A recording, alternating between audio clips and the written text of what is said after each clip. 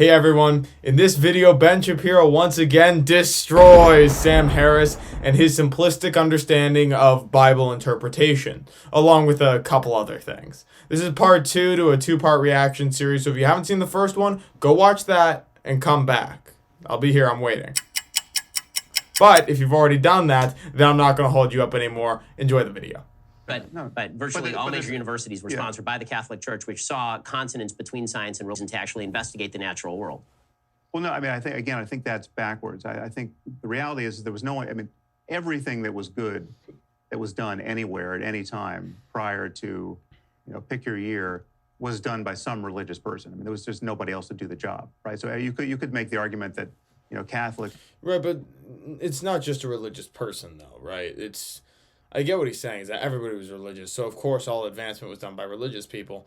Okay, but it wasn't just religious people doing it, it was the Catholic Church sponsoring it, which is very different.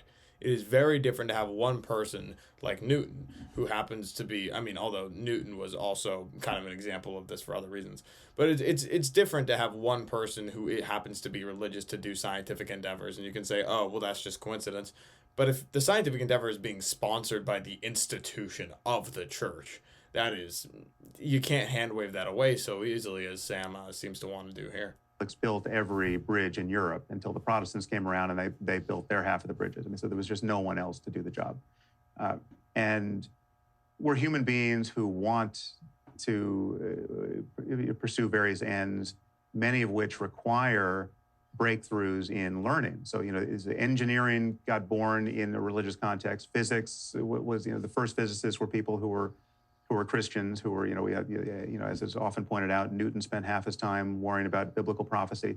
Now, I think that was an objective waste of his time. He also spent a lot of his time worrying about astrology, right? So you're trying to alchemy, yes, and alchemy, and alchemy, insofar as there was anything to it, apart from sort of the internal myth-making that may be of use to some people, edged into chemistry, right? So there was often a real science at the back of a lot of merely mortal confusion where people were trying to work things out, I would argue very much under the shadow of religious commitments that they need not have had and were not actually serving their ultimate ends. And this for me is true in the moral sphere as well, because this is why the Bible, in my view, can't be the real repository of our moral wisdom in any sense, because when you go to read it, you are forced to ignore certain passages or reinterpret them rather aggressively to conform to what you now in the 21st century have every reason to believe is good or a direction worth going socially. So, it is just an inconvenient fact that slavery is endorsed in the Bible. It's explicitly endorsed. So a couple things here. Ben's going to respond to this, I'm sure, but the jump that Harris makes is that it's an aggressive reinterpretation. He got into this with Peterson, too. I think that it is too cavalier to assume that just because the interpretation we're going with now is, conducive with things we know, that means that reinterpretation is somehow less legitimate than a pure reading. First things first, you run into the postmodernist problem that almost you can't read anything without interpreting it somehow, and your interpretations are always informed by context, cultural context. So that his problem with it would basically apply whenever anybody was reading it, which makes it, maybe that's his point, but it's important to realize that we aren't just doing the acrobatics today. Everybody was interpreting it the way they felt they should at all times. Source in the Old Testament, and it's certainly not repudiated in the New, right? And Jesus told slaves to serve their masters and to serve their Christian masters especially well. So there's no place in the Bible where you can get a truly compelling case against slavery, because the creator of the universe clearly expected slavery to be a human institution. Well, except for abolitionists finding enough inspiration in the Bible to use it as their main text. But they did that despite what's in the Bible. Well, Right. So this is the fundamental disagreement, and Ben's gonna go on. I remember my second thing. This also assumes, again, I'm not exactly an explicitly religious person, but you could also very easily make the argument that God was very aware that human beings interpret things based on context, and wrote and inspired the Bible in such a way that it could be updated and interpreted for its time in the ways that were necessary when held by the Catholic Church, which kept by the Catholic Church or by any other church that kept those interpretations within reasonable bounds. And then Shapiro's going to make the point here is that those interpretations also helped end slavery. And Harris can say it's despite the Bible if he wants to, but all of the Christians who were reading it that way didn't think it was despite the Bible. They thought it was because of the Bible. So who exactly is Sam Harris to say that all of the religious people's interpretations are a cope, as opposed to him wanting to read it in the worst light possible so he can take away credit for all religious people? Why should I believe that his interpretation is more legitimate than the actual people who believe this stuff? I don't think he has an answer to that. I think that is, I mean, I don't want to.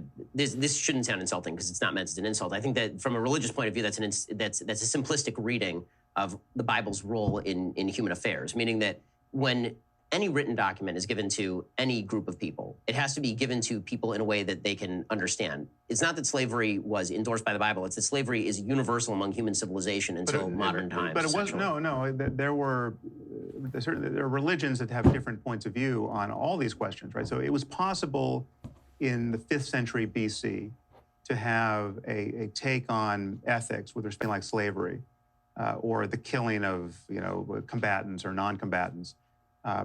That was quite a bit more modern and ethical and civilized than that is found in the Bible. So I mean, you might not like some of their other commitments, but take something like Jainism, right? I mean, Jainism, Gandhi got his nonviolence from Jainism. I mean, Jainism is just, in truth, a religion of peace, unlike Islam, which is the word peace is a euphemism for the word surrender there, or submission. So it's possible for people 2,500 years ago to wake up one day and even write a book which suggests don't harm anyone or anything, even a cricket. Right. Well, that's fine. But the question is, how many converts does Jainism have? Meaning that. Right. So what Harris is trying to say is that you can't just argue that the Bible was written for the cultural context and was meant to be interpreted that way, in the cultural context where slavery was universal, because there were competing religions that were peaceful and did not say religion or killing was okay.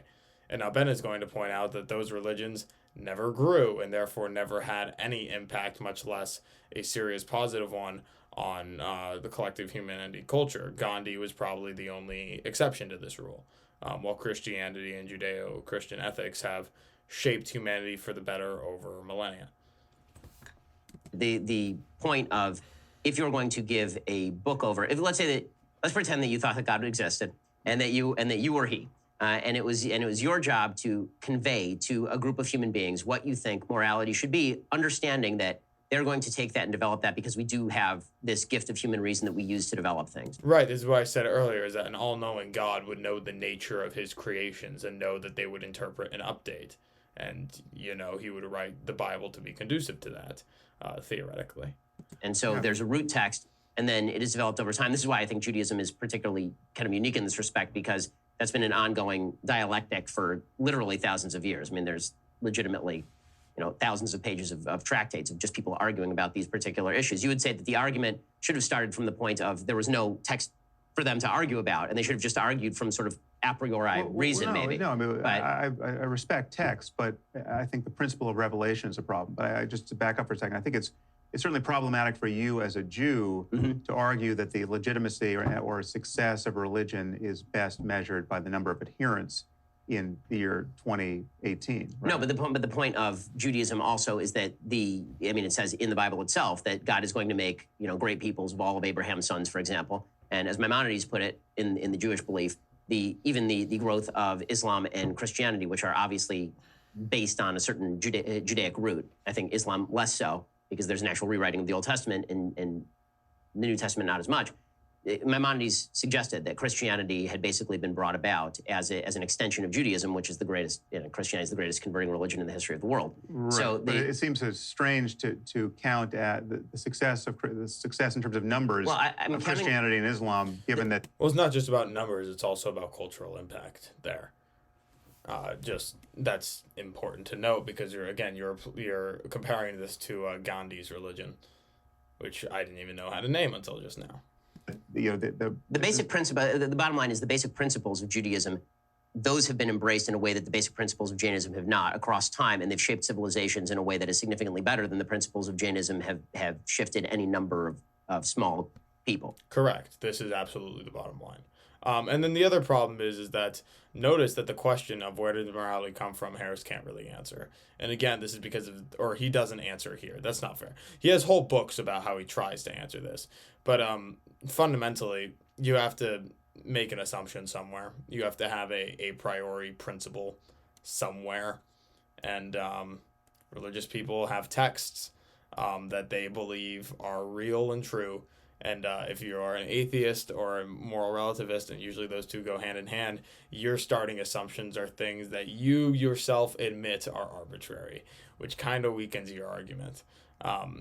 If you're cutting yourself off at the knees instead of defending against others trying to do it.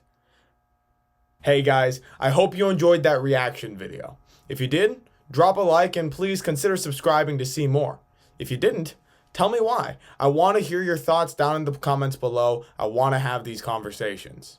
If you want to see the rest of my content or explore the broader Pangburn universe that I'm a part of, click one of the buttons that should be floating around my head right about now. And as always, I hope to see you all out there engaging in the war of ideas.